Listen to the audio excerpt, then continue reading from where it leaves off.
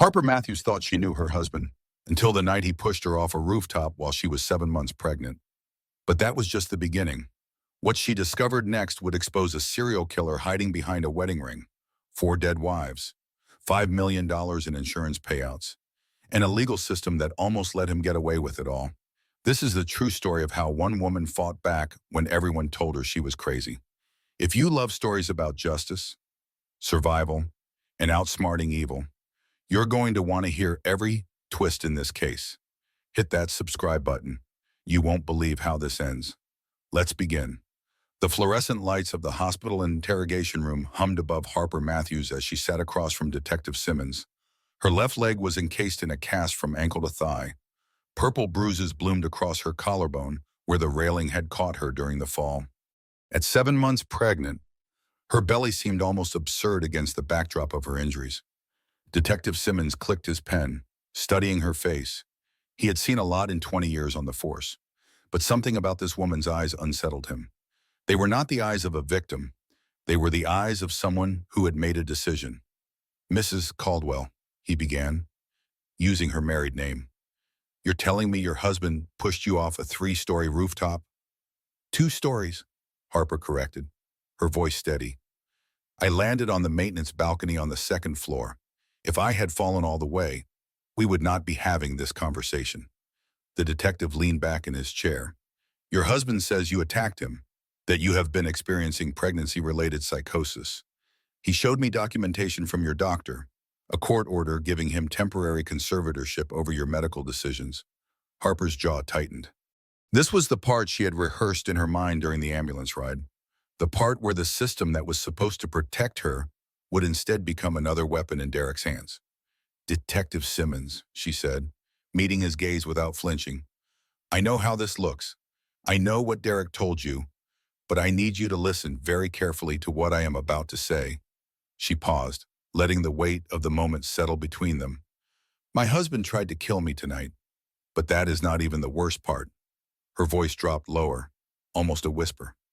"The worst part is that I have to go back to him tomorrow, because right now, legally, he owns me." Detective Simmons stopped clicking his pen. "In 72 hours, Harper continued, "when that conservatorship hearing happens, I am going to walk into that courtroom and convince a judge that I am mentally stable enough to control my own life again. But if I die before then, I need someone to know the truth." She pulled out her phone with trembling hands. The screen cracked from the fall, but still functional. "I recorded everything I could. It is not enough yet, but it will be." The detective leaned forward. For the first time since the interview began, Harper saw a flicker of something in his eyes. Not quite belief, but curiosity. "Start from the beginning," he said, opening his notepad, "and do not leave anything out." Harper took a deep breath, her hand instinctively moving to her belly where the baby kicked. 72 hours ago, she began, "I thought I had the perfect marriage." 72 hours earlier, the morning sun streamed through the floor-to-ceiling windows of the luxury condo in downtown. Harper stood at the kitchen island, making breakfast for Derek before his morning meeting. At 29, she had built a life she thought was stable. She taught art at Roosevelt High School, a job she loved despite Derek's constant comments about how she did not need to work. They lived in a building where a 1-bedroom cost more than most people made in a year. Derek's real estate development company was thriving. From the outside, they looked perfect. Harper cracked eggs into a pan, listening to Derek's voice drift from the bedroom where he was on a call. Her back ached. At 7 months pregnant, every movement required more effort than it used to. She pressed a hand to her lower back, feeling the baby shift inside her. "No, the paperwork needs to be finalized by Friday," Derek was saying, his voice sharp. "I do not care what hoops you have to jump through. Make it happen." Harper plated the eggs and toast, adding fresh berries the way Derek liked. She was pouring orange juice when he emerged, already dressed in a tailored suit that probably cost more than her monthly salary. "Morning," she said, offering a smile. Derek barely glanced at her. He grabbed the plate, scrolling through his phone as he ate standing up. "I have back-to-back meetings today. Do not wait up tonight. Derek, we have the ultrasound appointment at 4. He looked up, irritation flashing across his handsome face. "Harper, I told you, I cannot keep rearranging my schedule for every doctor's appointment. You are pregnant, not dying. The words stung, but Harper swallowed the hurt. The doctor said this one was important. She wants to check the measurements again. Then reschedule. Derek drained his coffee and grabbed his briefcase. I handle the money that pays for those appointments. Remember, I think that earns me some flexibility. Before Harper could respond, he was gone. The door clicked shut with a finality that seemed to echo through the expensive, empty condo. Harper stood alone in the pristine kitchen, one hand on her belly, and wondered when exactly the man she married had disappeared. Harper's classroom at Roosevelt High School smelled like acrylic paint impossibility. Second period was her favorite. Junior year students who still believed art could save them. She moved between easels, her belly bumping against tables, offering guidance and encouragement. Beautiful work. Madison, she said, pausing at a canvas covered in bold, angry strokes of red and black. Tell me about the emotion you are trying to capture. Madison, a quiet girl with dyed black hair, looked up. It is about feeling trapped. Like everyone expects you to be one thing, but you are something completely different inside. Harper felt the words hit closer to home than Madison could know. That is powerful. Art is about truth, even when the truth is uncomfortable. After class, Harper sat at her desk, rubbing her swollen ankles. Her phone buzzed, a text from Derek. Dinner with clients tonight. Do not wait up. Third time this week. Harper typed a response, then deleted it. Typed another. Deleted that too. Finally settled on a simple thumbs up emoji. Her colleague Jennifer poked her head in. Hey, you okay? You look exhausted. Harper forced a smile. Just pregnancy stuff. You know how it is. Jennifer, who had 3 kids, gave her a knowing look. Is Derek being supportive? He is working a lot, Harper said, which was true without being honest. Big project closing. Mm-hmm. Jennifer's tone suggested she heard what was not being said. Well, if you need anything, I mean it. Anything. After Jennifer left, Harper pulled out her phone again. She opened the banking app, something she had not checked in months. Derek handled their finances. He always said it was easier that way. One less thing for her to worry about. The screen loaded. Her personal checking account showed $273. She frowned. She had direct deposit from her teaching salary. Where was the money going? She tried to access their joint account. Access denied. Password changed. A cold feeling settled in Harper's stomach. She navigated to their credit card statements. All password protected now. When had that happened? Harper's hands shook as she called Derek. What? He answered, irritation clear in his voice. Did you change our bank passwords? Harper, I am in a meeting. Derek, I cannot access our accounts. A pause, then his voice shifted, smooth and patient. Honey, we talked about this. You have been so stressed with the pregnancy.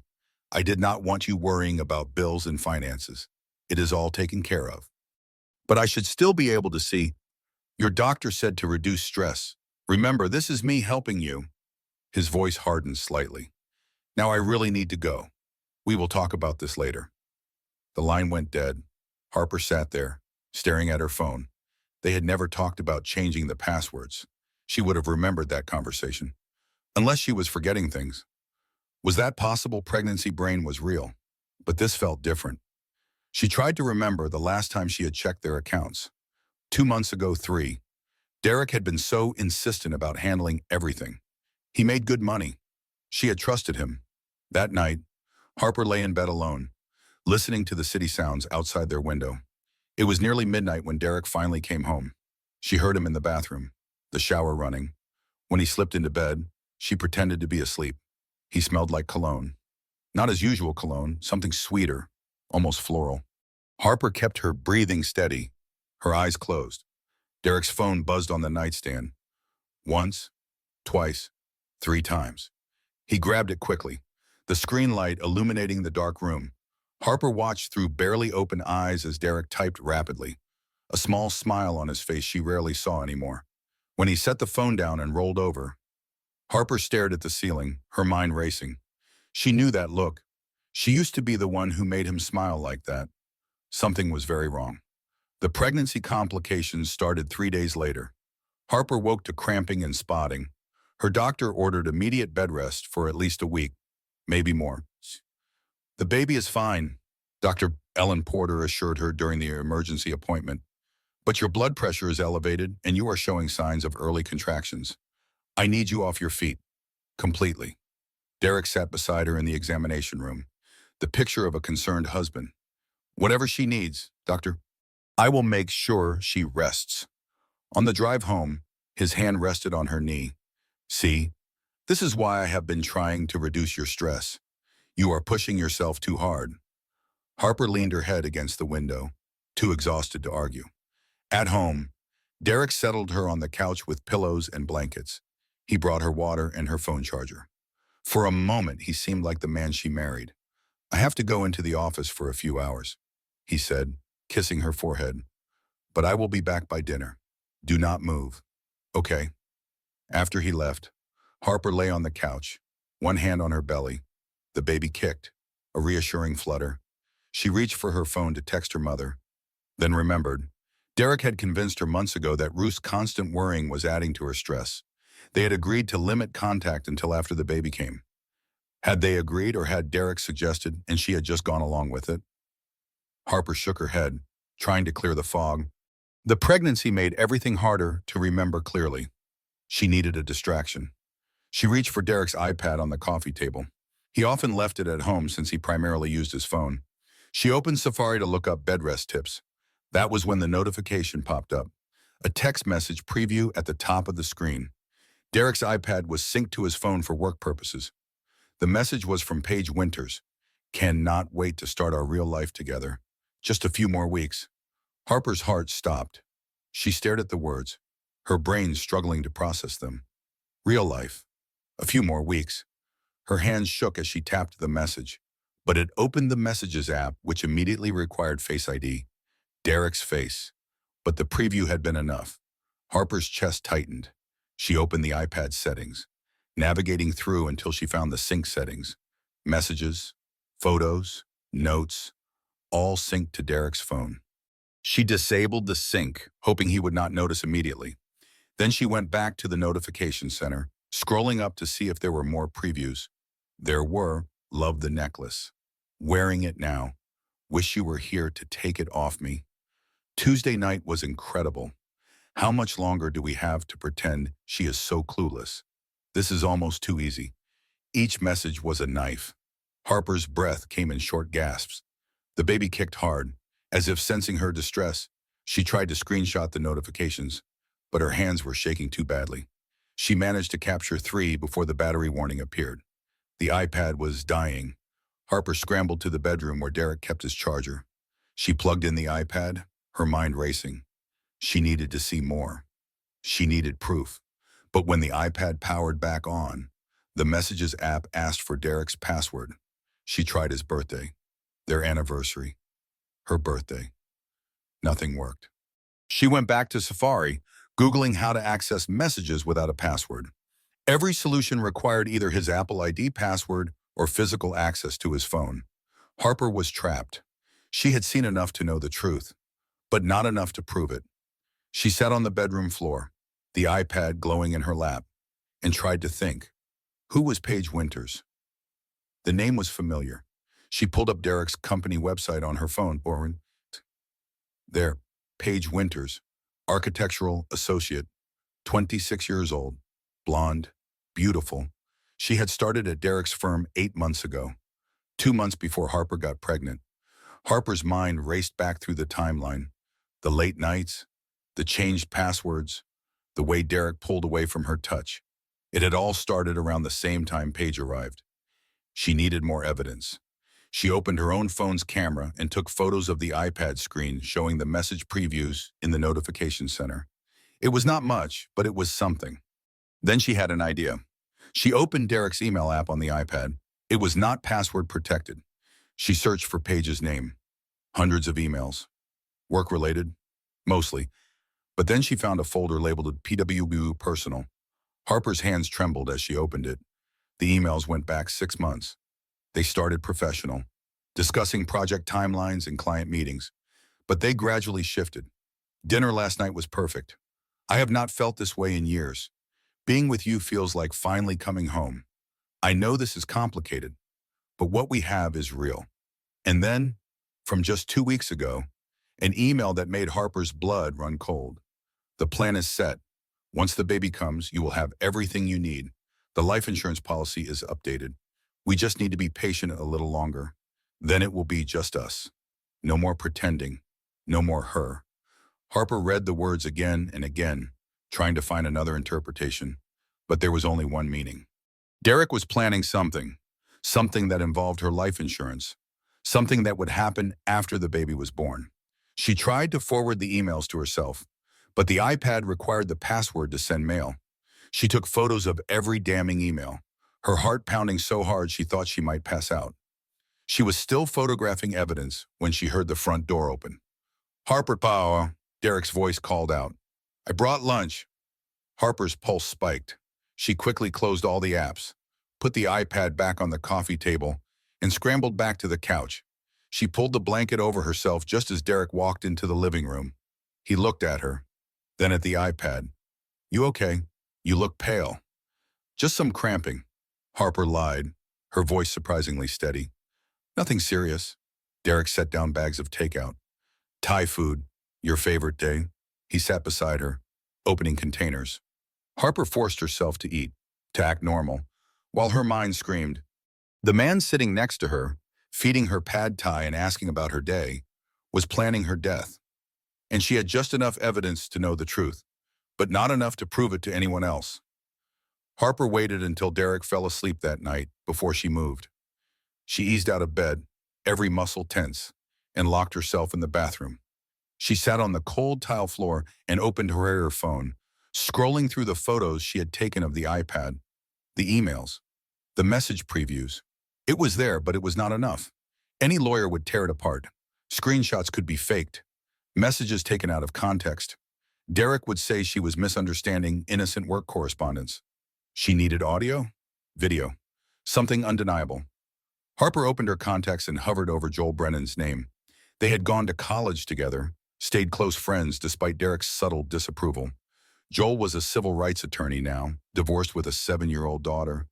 He had always been someone Harper could trust, but it was 2 a.m, and what would she even say? She started typing a text instead. "Joel, I need legal advice. Can we talk tomorrow?" But she hit send before she could second-guess herself. His response came faster than she expected. "Of course.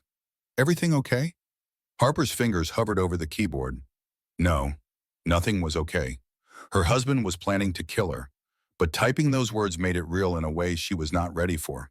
"It is complicated. I will explain tomorrow. I am here whenever you need me. Always have been." Harper clutched the phone to her chest, fighting back tears. She could not fall apart. Not yet. She needed to be smart. The next morning, Derek was unusually attentive. He made her breakfast in bed, fluffed her pillows, and even took a video call from the living room so she could rest. "I hired someone to help out while you are on bed rest," he announced over lunch. "A nurse? She will start tomorrow." Well, Harper's stomach dropped. "A nurse, Derek? That is expensive. I am fine." The doctor said complete bed rest. "That means someone needs to be here." His tone was firm. "Her name is Amy Richardson. She comes highly recommended." "But, Harper." Derek sat on the edge of the bed, taking her hand. His thumb rubbed circles on her palm. "I know I have been distant lately. Work has been insane, but you and the baby are my priority. Let me take care of you." The words were right. His tone was right. But Harper could not unsee those emails. No more pretending. No more her. After Derek left for work, Harper called Joel. "I found messages on Derek's iPad," she said without preamble. "He is having an affair with someone from his office, a woman named Paige Winters." Silence. Then Joel's careful voice. "Harper, I am so sorry. That is awful. But you are calling a lawyer, which means you are thinking about divorce. It is more than an affair." Harper's voice cracked. "Joel, I think he is planning something. There was an email about life insurance and waiting until after the baby comes. I am scared." "Okay." Joel's tone shifted to professional. "Send me everything you have. Screenshots, photos, anything. We will figure this out. I am sending them now. Harper pulled up the photos, her hands shaking.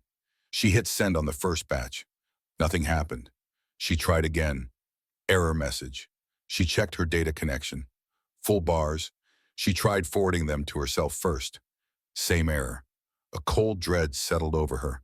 She opened her cloud storage. The photos from last night were gone. All of them. Joel, she whispered. The photos. They are disappearing. What do you mean disappearing?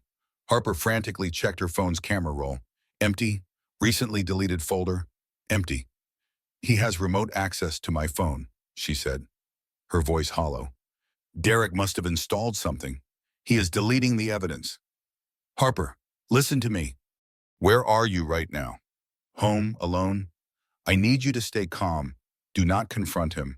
We will figure this out. But I need you safe first. Can you come to my office? The doctor said bed rest. If I leave, Derek will know. Harper. A key turned in the front door. Harper's heart stopped.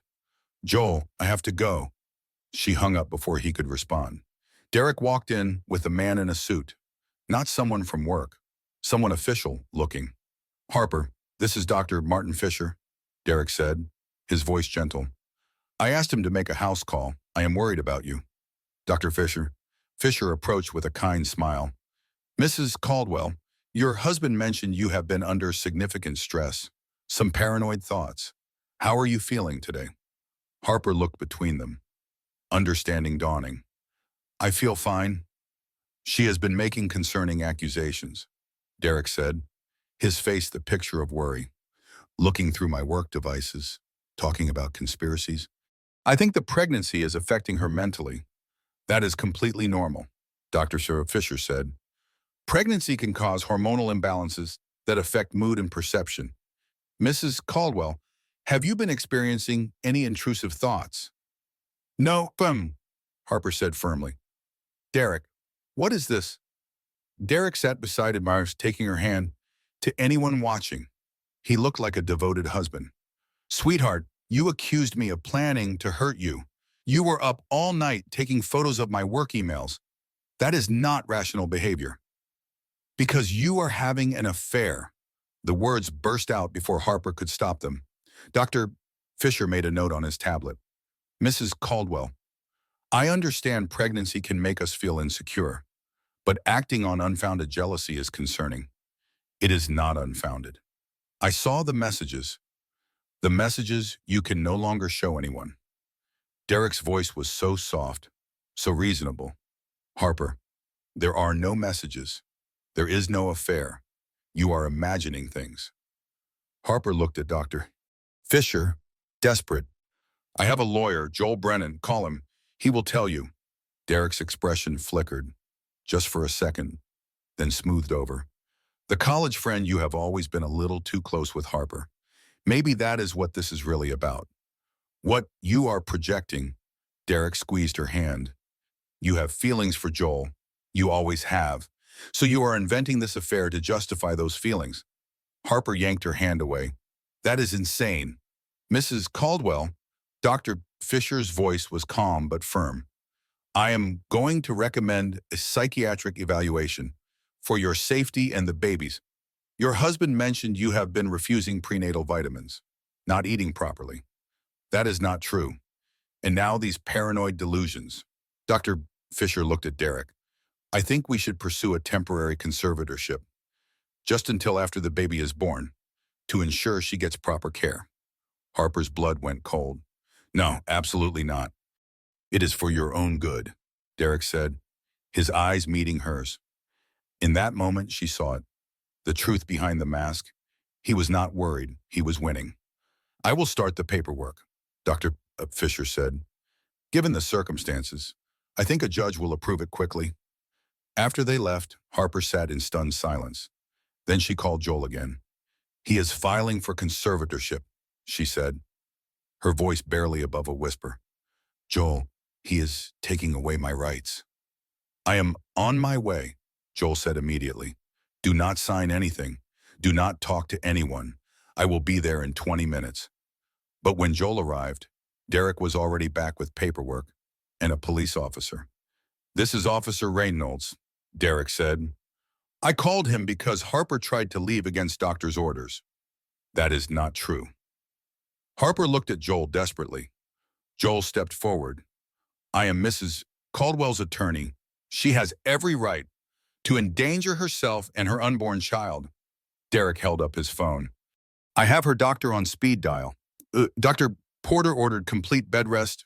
Harper was trying to drive herself to your office, Joel, in her condition." It was a lie. Harper had not tried to leave, but Derek's phone screen showed a call to Dr. Porter. Time-stamped 15 minutes ago. Joel's face was grim. "Harper, is it true you are supposed to be on bed rest?" "Yes, but then I cannot help you leave, even if I want to." Joel's voice was gentle but firm. "It would be endangering a patient." Harper felt the walls closing in. Derek was not just good at this. He was expert. Every move calculated, every lie plausible. That afternoon, a judge granted the temporary conservatorship. 72 hours.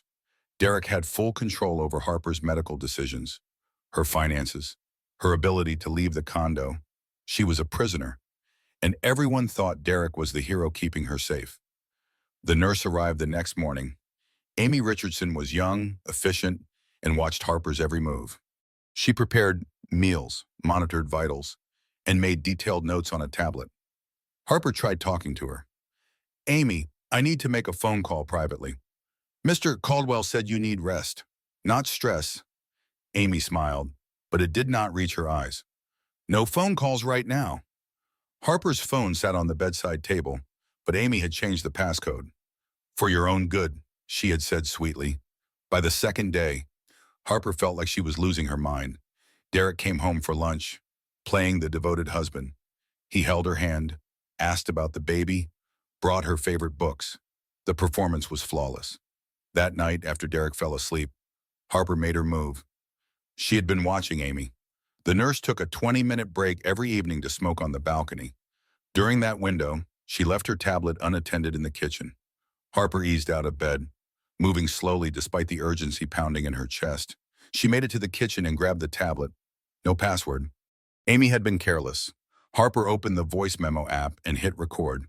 She propped the tablet behind a cookbook on the counter, the microphone facing the living room. Then she retreated to the bedroom and waited. When Derek came home from a late meeting, Harper pretended to be asleep. She heard him pour a drink.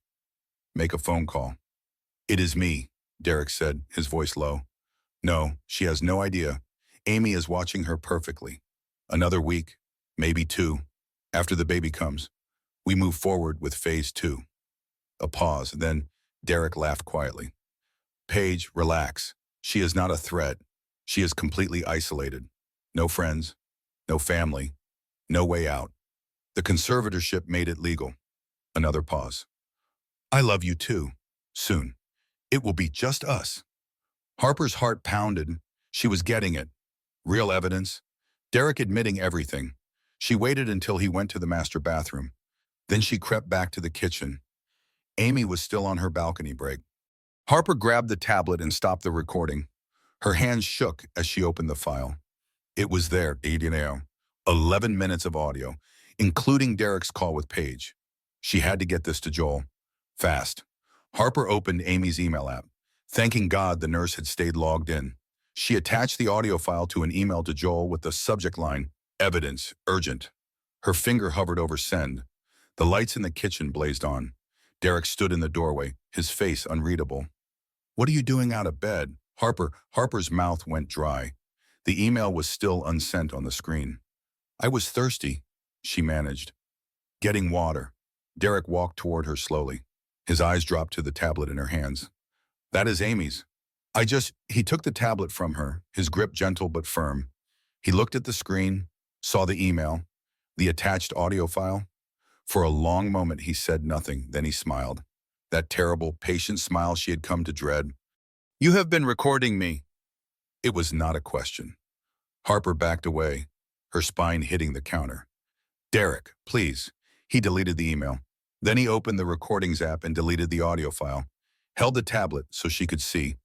"Nice try," he said softly. But you need to understand something. Harper, you cannot outsmart me.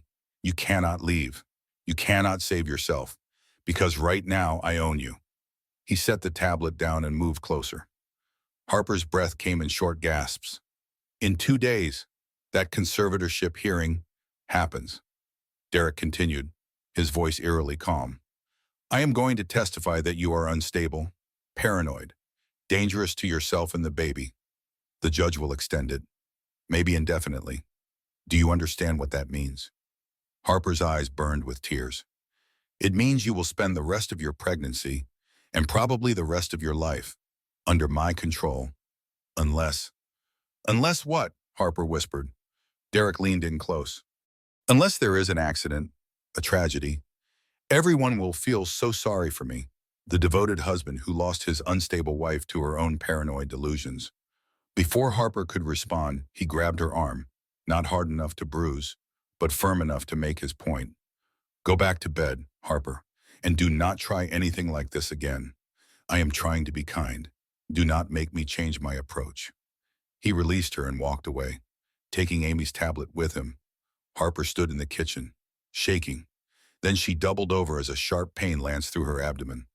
False contractions, her body responding to the stress. Amy rushed in from the balcony. Mrs. Caldwell, let me help you back to bed. That night, Harper lay awake staring at the ceiling. She had tried to gather evidence, and Derek had destroyed it. She had tried to reach Joel, and Derek had intercepted it. Every move she made, he was 3 steps ahead, but she had learned something crucial. Derek was not just planning to take her rights away. He was planning something worse. Unless there is an accident. Harper's hand moved to her belly. The baby kicked, strong and steady. She could not wait for help. She could not rely on the system. If she wanted to survive, she would have to do something desperate. And she had to do it before the conservatorship hearing in 2 days. Harper's opportunity came the next evening. Derek came home from work in an unusually good mood. He brought flowers, kissed her forehead, suggested she might enjoy some fresh air. The rooftop deck, he said, his voice warm. It is a beautiful night. The stars are out. I think it would be good for you, for us.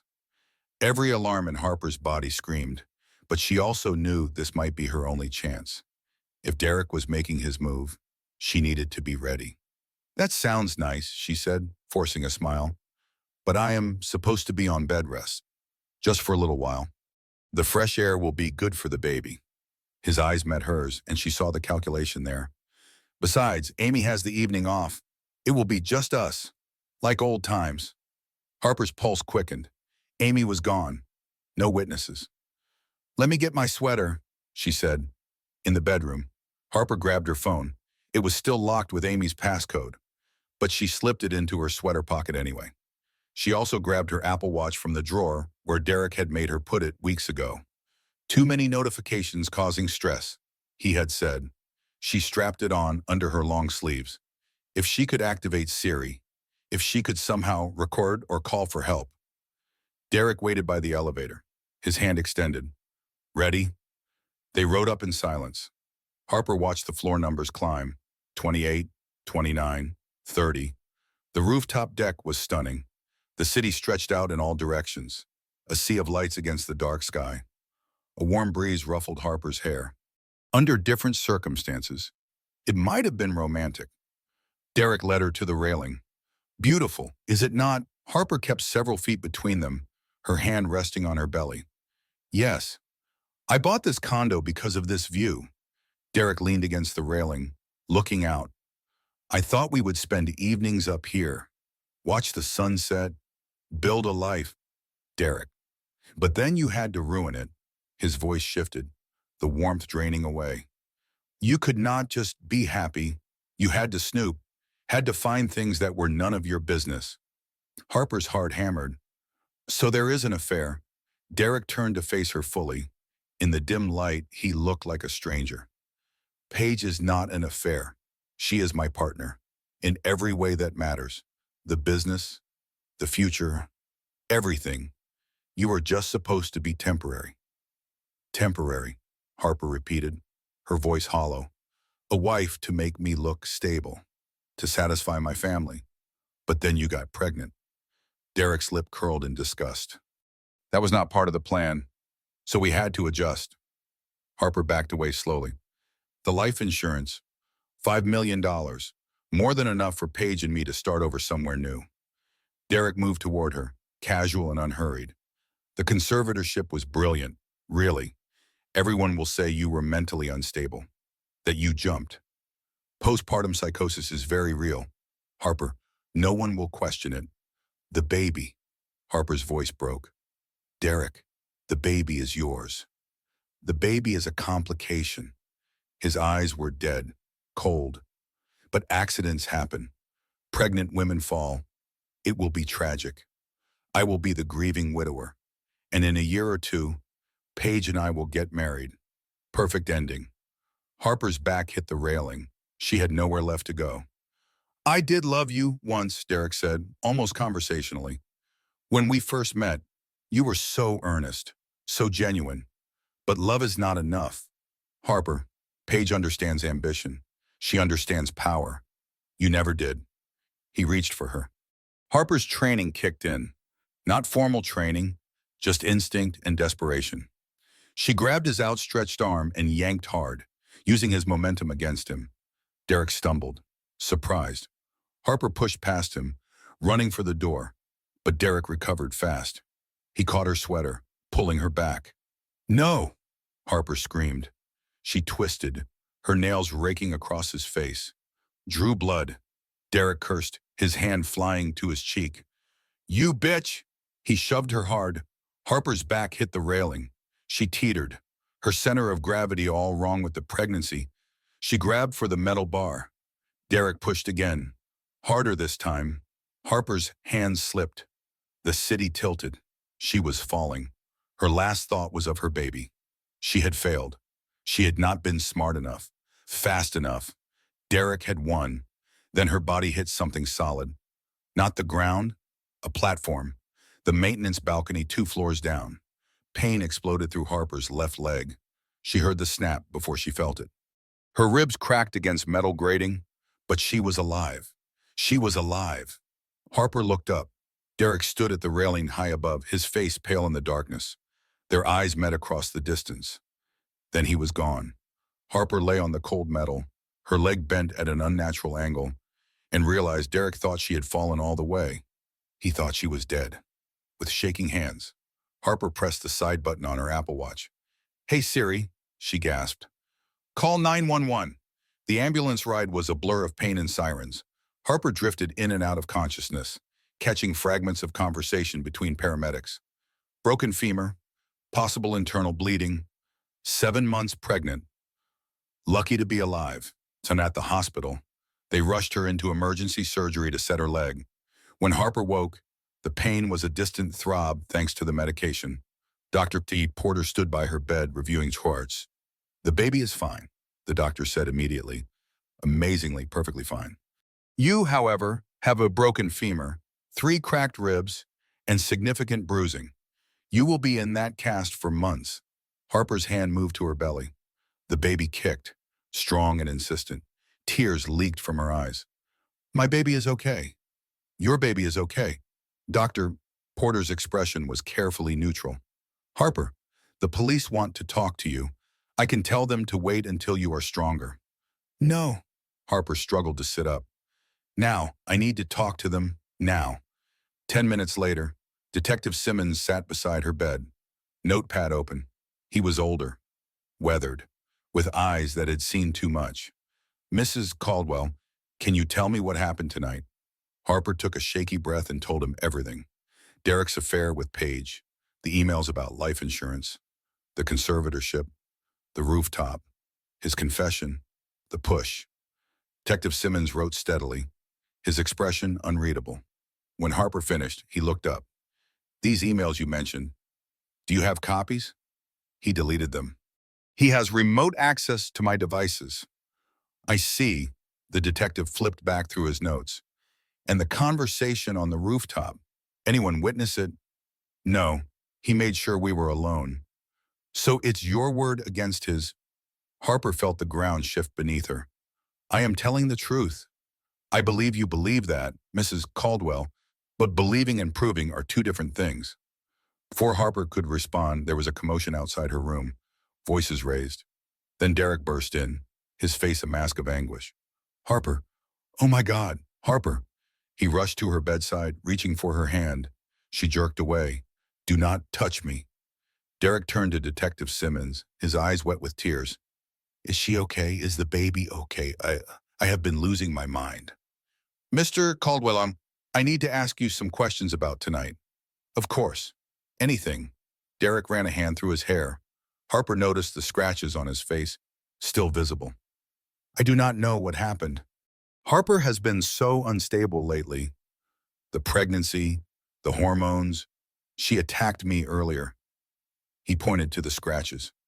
Look, she came at me with her nails. I tried to calm her down, but she ran. I did not know she went to the roof until security called and said there had been an accident. That is a lie, Harper said, her voice rising. He pushed me. Derek's face crumpled. Sweetheart, you are confused. The medication, the trauma. Detective, I have documentation, medical records. My wife has been experiencing severe psychological distress. There is a conservatorship hearing scheduled for tomorrow. He pulled out his phone, showing Detective Simmons documents. Dr. Fisher recommended psychiatric care. Her primary doctor ordered bed rest. But tonight, Harper insisted on going to the roof. I was terrified, but I thought fresh air might help. Then she started saying I was trying to kill her. She attacked me. I tried to stop her from going near the railing, but she fought me off and... His voice broke convincingly. I thought I lost her. I thought I lost them both. Detective Simmons looked between them. Harper saw the shift in his expression, the doubt creeping in. Mrs. Caldwell, the detective said carefully, you have scratches on your arms that are consistent with defensive wounds. But you also have Mr. Caldwell's skin under your fingernails. That supports his version of events. Because I was fighting him off when he tried to push me, or because you attacked him and he was defending himself. Detective Simmons closed his notepad. Caldwell, I am going to need you to come to the station tomorrow for a formal statement. Of course, anything to help. Derek squeezed Harper's hand despite her protests. Harper, I forgive you. I know you are not yourself right now. We will get through this together. After they left, Harper lay in the hospital bed, shaking. A nurse came in with more pain medication. Harper recognized her from earlier. Nurse Helen Kowalski, her name tag read. He pushed me, Harper whispered. You have to believe me. Nurse Kowalski's expression was sympathetic but resigned. Honey, I have been doing this job for 30 years. I have seen a lot of domestic situations, but I have also seen a lot of pregnancy-related mental health crises. Your husband seems genuinely concerned because he is a good liar. Maybe the nurse injected medication into Harper's IV. Or maybe you have been through a trauma and your brain is trying to make sense of it. Either way, you need to rest it down. As the medication pulled Harper under, she realized the horrible truth. Derek had won again. He had turned her suicide attempt into his defense, made her the villain in her own story.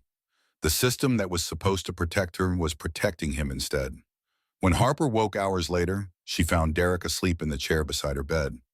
The devoted husband keeping vigil, and she understood with perfect clarity she was going home with him, back to the condo, back to his control, because legally, he was still her conservator, and the hearing was tomorrow.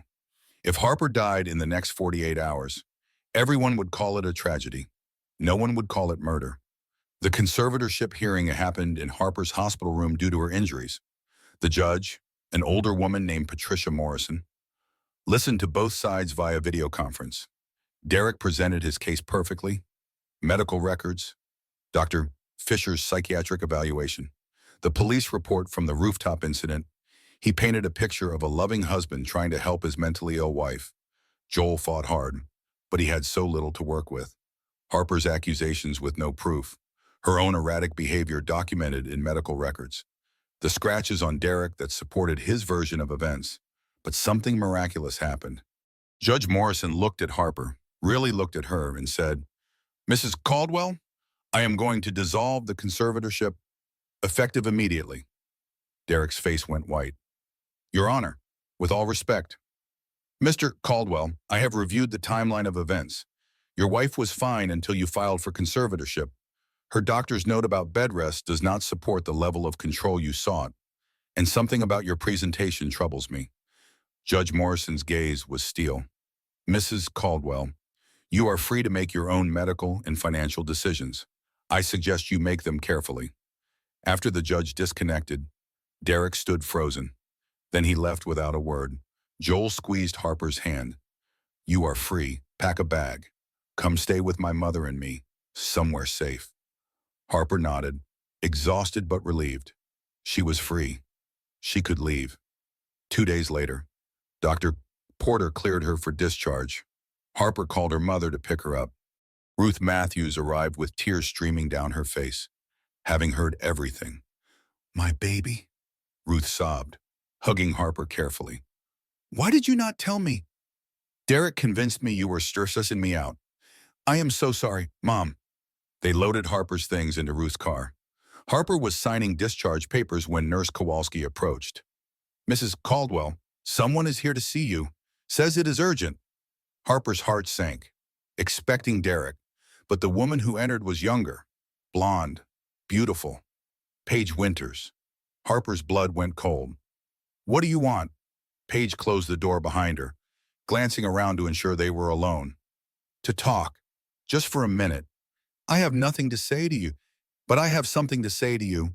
Paige sat down, uninvited, her hands twisted in her lap. Harper, I am sorry. Sorry. Harper's voice was You helped my husband try to murder me, and you are sorry. I did not know. Paige's eyes filled with tears. Not at first. When Derek and I started seeing each other, he told me you were separating, that the marriage was over, that you had agreed to stay married on paper until after the baby for insurance reasons. And you believed him. I wanted to believe him. Paige wiped her eyes. But then things got strange. He started talking about after you were gone. Not after the divorce. After you were gone. I thought he meant once you moved out, but he meant dead. Paige nodded miserably. I found files on his computer, insurance policies, search history about how to make deaths look like accidents. Harper, there were other women before you. Harper's breath caught. What? Bethany Morrison, Laura Henderson. Derek was married to both of them. Both died in accidents. Both had $1 million life insurance policies. Paige's voice shook. I started digging. He has done this before. Multiple times. He marries women, insures them, and then they die. He is not a businessman. He is a serial killer. The room spun. Harper gripped the armrest of her wheelchair. How do I know you are telling the truth? Because I brought proof. Paige pulled out a flash drive. Everything I found, marriage certificates, death certificates, insurance payouts, and recordings of Derek talking about his plans. I have been secretly recording him for weeks. Once I figured out what he really was, she set the flash drive on the tray table. I am turning myself in to the police. I am going to testify against him, but I wanted you to have this first, in case something happens to me. Harper stared at the tiny drive. Why are you doing this? Because I am victim number 4. Paige's voice broke. Derek proposed to me last week, after you died. He said we would get married, and then in a few years, I would have an accident too. That is how he works. That is who he is. She stood, heading for the door. I am sorry, Harper, for all of it. I should have seen it sooner. I should have protected you. Oh, after Paige left, Harper sat frozen. Then she picked up the flash drive with shaking hands. Joel burst in moments later. Harper, we need to go. Now, Derek is in the parking garage. I think he is waiting for you. How? Harper's decision crystallized. She could run, hide, hope the police believed Paige's evidence, or she could end this herself. Joel, Harper said slowly, I need you to do something for me, and you are not going to like it. Harper's plan was reckless and possibly illegal, but she was done being the victim. I need to go home, she told Joel. Back to the condo. Absolutely not. Harper, Derek is dangerous. I know. That is why I need your help. Harper explained her plan. Joel argued, but eventually agreed. He had seen the flash drive. He knew what Derek was. Harper called Derek from the hospital. I want to come home. To talk. Derek's voice was cautious. Harper, I do not think that is a good idea. Please, I am tired of fighting. I just want to understand. She let her voice break. Maybe you are right. Maybe I have been imagining things.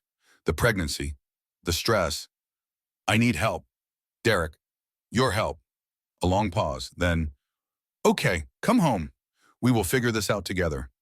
Joel drove Harper back to the condo, her wheelchair folded in the trunk. He wanted to come up, but Harper refused. He cannot know anyone is with me. Stay in the parking garage. If I do not text you in 30 minutes, call the police.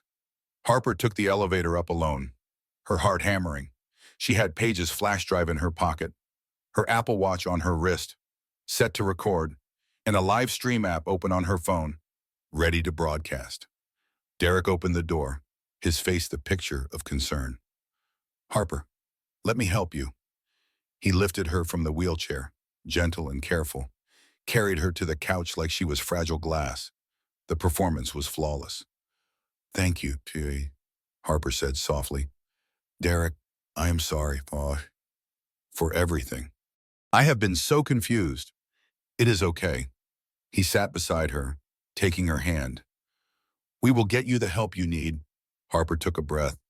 Can I ask you something about Bethany Morrison and Laura Henderson? Derek went very still. What? Your previous wives, the ones who died in accidents? Harper met his eyes. How did you do it?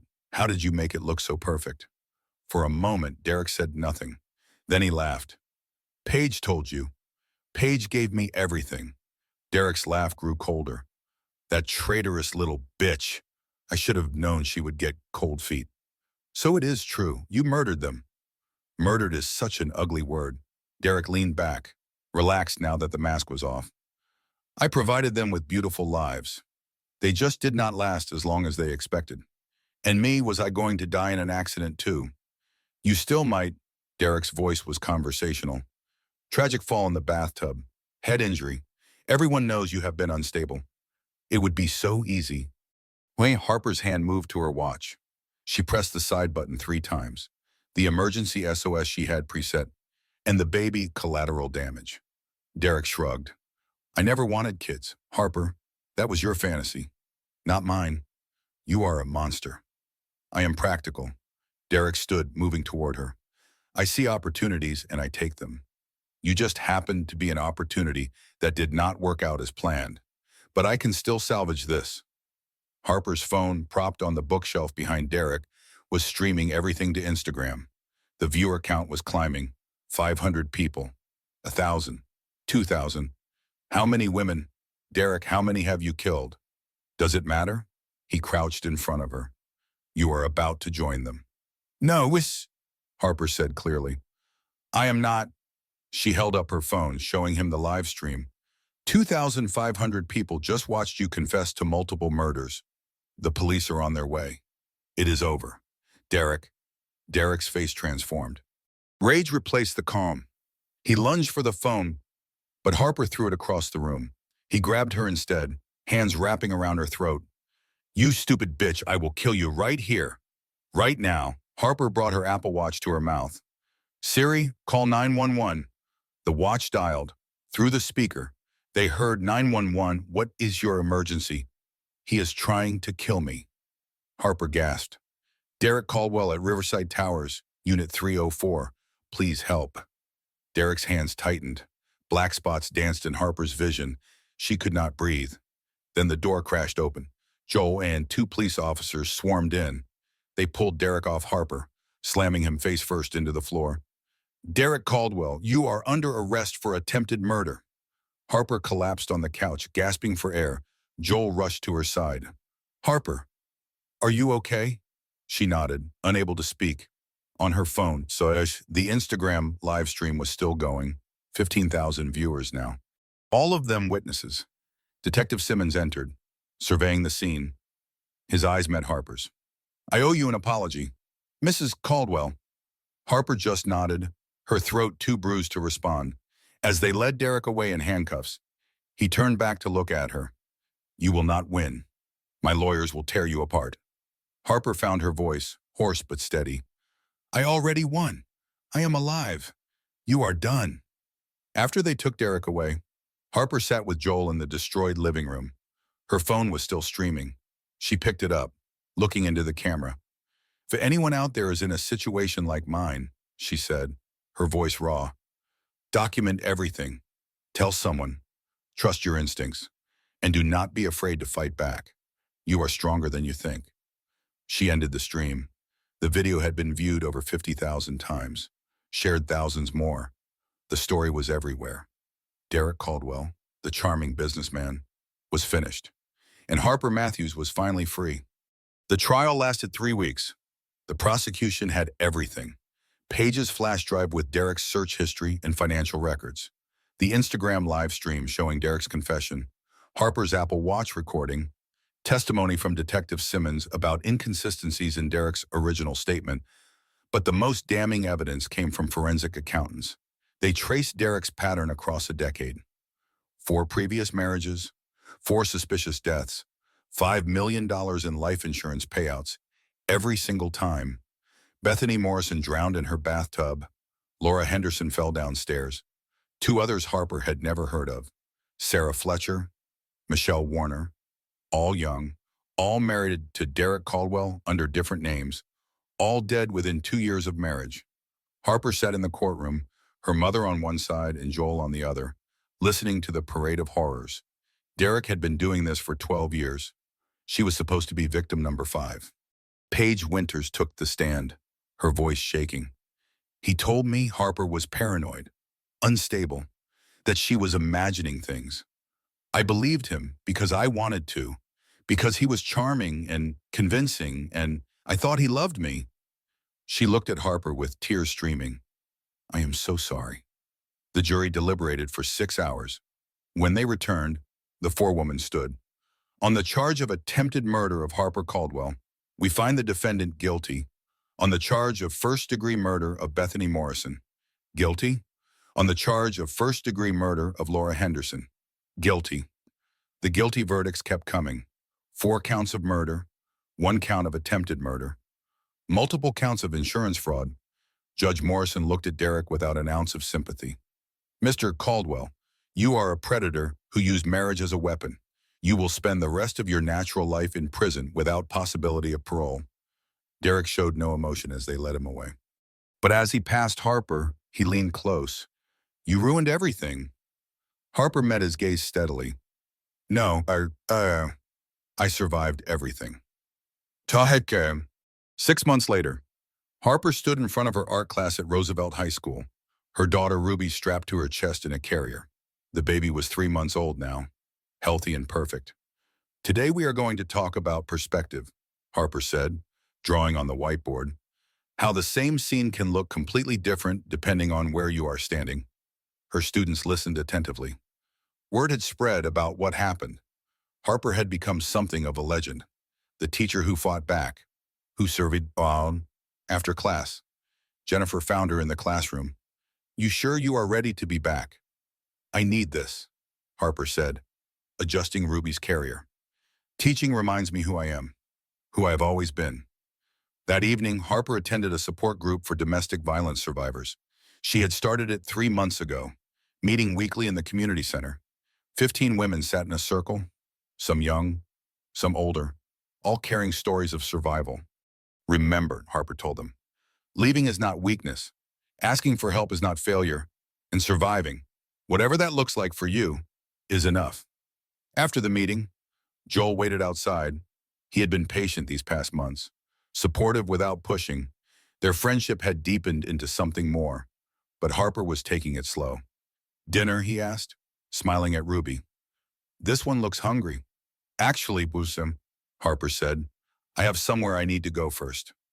She drove to the cemetery alone, found the section where Bethany Morrison and Laura Henderson were buried. Someone had left flowers on both graves. Harper added her own bouquet. I am sorry I did not save you, she whispered. But I made sure he will never hurt anyone else. I promise you that. Ruby gurgled, her tiny hand reaching for Harper's face. Harper kissed her daughter's fingers, feeling the weight of gratitude and grief. She had survived.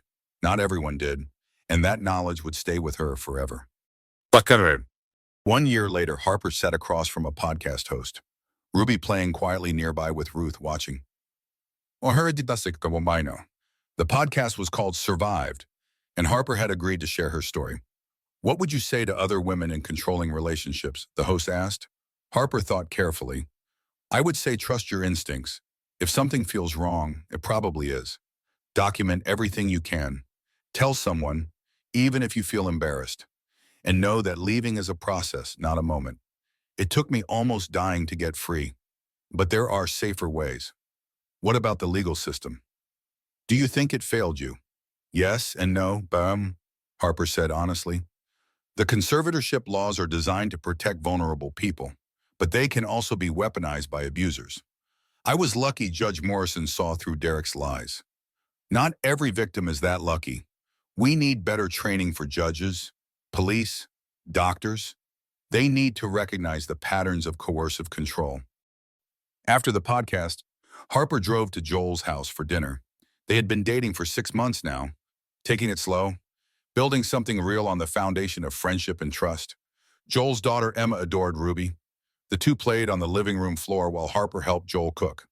You know, Joel said, stirring pasta sauce, I have been thinking about something. Dangerous, Harper teased. I am serious. He turned to face her. I know we are aching things slow, and I respect that, but I want you to know, Harper, I am not going anywhere. Whatever pace we move at, I am here. Harper set down the knife she was using to chop vegetables. She walked over to Joel, looking up at him. I know. That is why this works. She kissed him, gentle and certain. Ruby squealed from the living room, and they both laughed. Later, after dinner and bedtime stories, Harper stood on Joel's back porch, Ruby asleep against her shoulder. The city lights twinkled in the distance, reminding her of that night on the rooftop, the night she almost died. But she had not died. She had fought. She had survived. She had rebuilt. Derek Caldwell sat in a maximum security prison, spending 23 hours a day in a cell. His appeals had been denied. His money was gone, seized to pay restitution to the families of his victims. His legacy was murder and betrayal. Harper's legacy would be different. She thought of the women in her support group, the students in her classroom, her daughter, who would grow up watching her mother choose strength over surrender. We made it, Harper whispered to Ruby. We are safe now. And for the first time in 2 years, Harper truly believed it. 3 years after Derek's conviction, Harper received a letter from him. She almost threw it away without reading it. But curiosity won. The letter was short. Harper, I think about you every day in here, about what I lost. You were supposed to be easy, just another payout, but you fought back. You outsmarted me. I underestimated you. I am not writing to apologize. I do not feel sorry, but I want you to know, you were the only one who ever beat me. Derek Harper read the letter twice. Then she pulled out her lighter, the one she carried for the candles in her classroom. She held the letter over her kitchen sink and lit the corner. As Derek's words turned to ash, Harper felt the last thread of connection burn away. He wanted to stay in her head, even from prison. He wanted power over her thoughts. But Harper was done giving him power. She washed the ashes down the drain and went to get Ruby ready for preschool. They had art class today, and Ruby had been excited all week. Harper's phone buzzed, a text from Joel. Thinking about you. Love you. Harper smiled, typing back, love you too.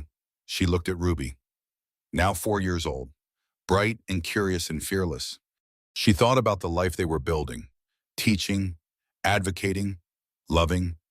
Derek tried to erase her. Instead, he had revealed who she really was, a survivor, a mother, a fighter. And that story was just beginning.